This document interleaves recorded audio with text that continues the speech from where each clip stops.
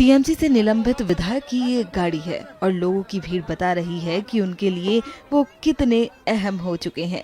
बाबरी मस्जिद की नींव डालने के बाद अब हुमायूं कबीर ने अपनी नई पार्टी की घोषणा कर दी है।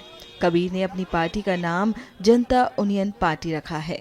पार्टी के चुनाव चिन्ह के लिए हुमायूं कबीर ने कहा कि उनकी पहली पसंद टेबल है, दूसरी पसंद जोड़े गुलाब के। हुमायूं कबीर ने बताया कि वो जरूरत पड़ने पर सभी 294 सीटों पर अपने उम्मीदवार उतारेंगे। यहाँ उन्होंने क्या कुछ कहा, सुनिए। बीजेपी तो देश चला रहा है, 19 राज्यों भी चला रहा है, तो वो हक है अगले दिन चुनाव में उम्मीदवार खड़ा करने का। उनका जो सेंट्रल पार्टी का जो कमेटी है वो लोग चुनाव का उम्मीदवार अनाउंसमेंट करेगी। और टीएमसी का तो ममता बनर्जी ने उनका जो इलेक्शन कमीशन जो डिक्लेयर करे उसी दिन और दूसरे दिन तो उनको चुनाव का उम्मीदवार डिक्लेयर करे।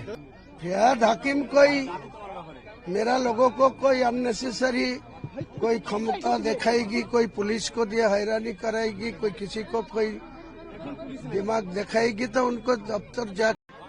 टीएमसी से निलंबित विधायक की ये गाड़ी है और लोगों की भीड़ बता रही है कि उनके लिए वो कितने अहम हो चुके हैं। बाबरी मस्जिद की नींव डालने के बाद अब हुमायूं कबीर ने अपनी नई पार्टी की घोषणा कर दी है। कबीर ने अपनी पार्टी का नाम जनता यूनियन पार्टी रखा है। पार्टी के चुनाव चिन्ह के लिए हुमायूं कबीर ने कहा कि उनकी पहली पसंद टेबल है, दूसरी पसंद जोड़े गुलाब के। हुमायूं कबीर ने बताया कि वो जरूरत पड़ने पर सभी 294 सीटों पर अपने उम्मीदवार उतारेंगे। यहाँ उन्होंने क्या कुछ कहा, सुनिए। बीजेपी तो देश चला रहा है, 19 राज्यों भी चला रहा है, तो वो हक है अगले दिन चुनाव में उम्मीदवार खड़ा करने का। उनका जो सेंट्रल पार्टी का जो कमेटी है वो लोग चुनाव का उम्मीदवार अनाउंसमेंट करेगी।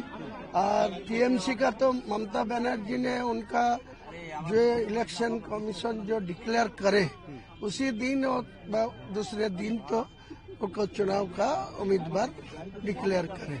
फियाद हकीम कोई मेरा लोगों को कोई अननेसेसरी कोई क्षमता दिखाएगी, कोई पुलिस को दिया हैरानी कराएगी, कोई किसी को कोई दिमाग दिखाएगी तो उनको दफ्तर जा।